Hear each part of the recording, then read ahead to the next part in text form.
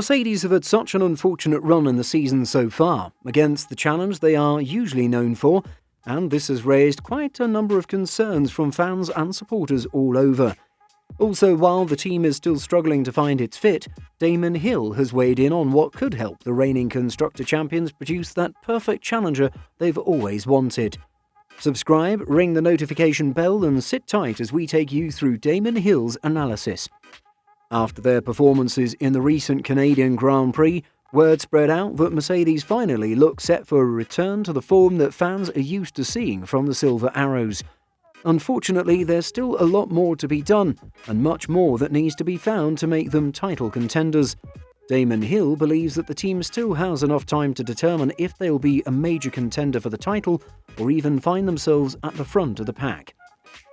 Damon Hill mentioned that the time has come for Mercedes to take some big decisions about the design philosophy of their W13 after the drivers bounced their way around the Baku circuit. It's no news that Mercedes are the only team to have struggled so hard with porpoising this season.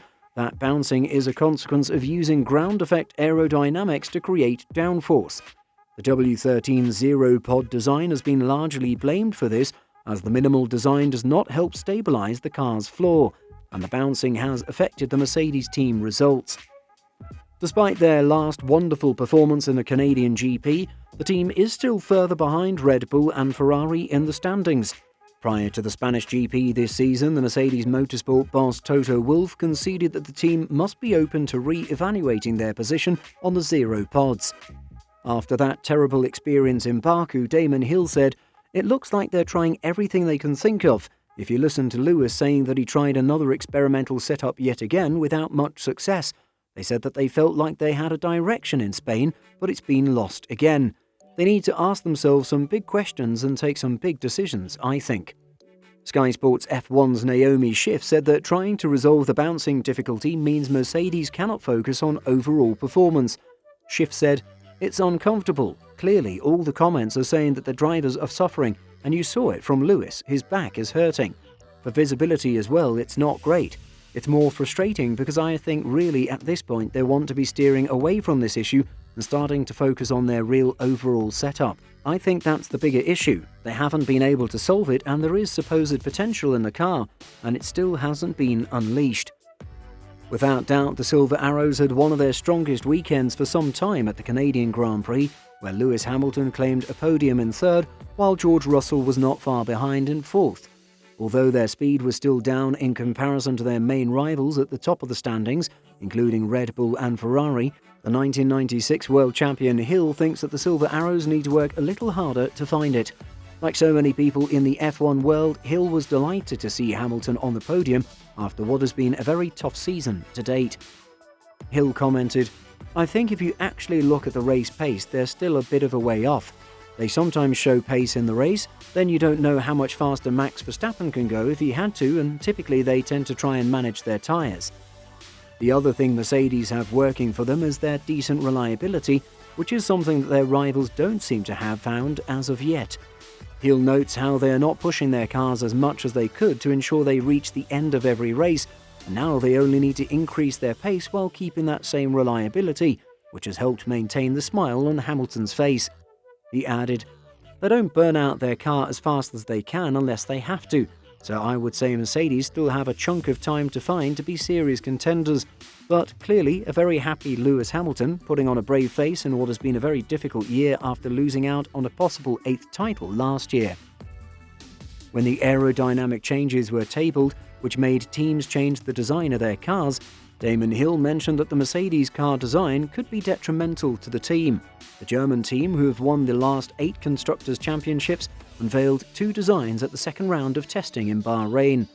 Having been slightly off the pace at times at the Sakir circuit, Lewis Hamilton suggested the car that he will drive during the 2022 Formula One season has potential, but expressed a belief that it'll not immediately be able to contend for race victory. Hill believed that the slim side pods could be a bone of contention for the team and suggested that they may need to change it.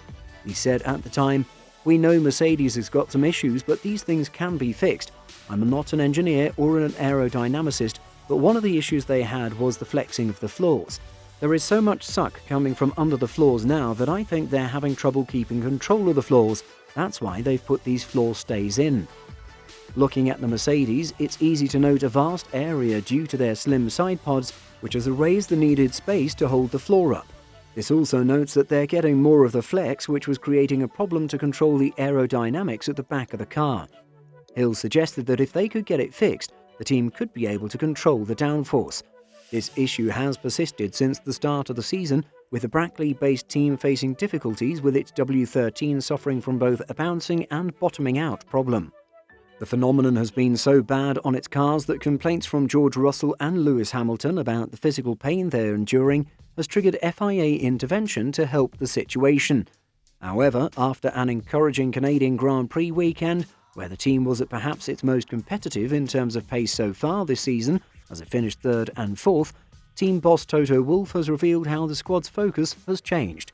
He believes that the Montreal weekend has shown that the porpoising issue has been eradicated after work the team has done.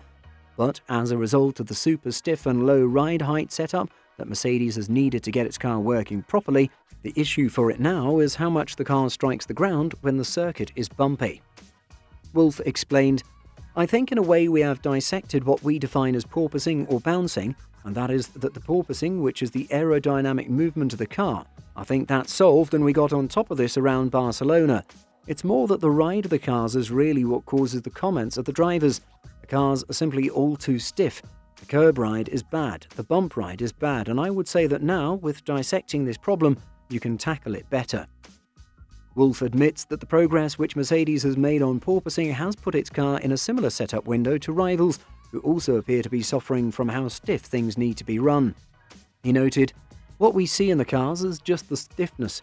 You look at some of the slow motions from the two leading cars and the Alpines, you see that they're bouncing off the curb in a very hard way. This is what the drivers actually complained about, the stiffness of the car. This is something we need to look at. How can we reduce the impact? And of course, the smoother the track, the better. The lower the curbs, the less we see this phenomenon." With Canada highlighting that Mercedes still needed to bring more performance to the car, Wolff says key for making progress was in trying to unlock more pace from the car at a wider range of ride heights. He says, "I think we just need to put more load in the car, more downforce, and equally do that with a car that is not as low on the ground as we expected. It's a clear direction. You can see the car's going higher, and this is where we need to find the performance." If you enjoyed the video, like, share and subscribe to our channel. Don't forget to ring the notifications bell so you don't miss out on those juicy videos coming your way.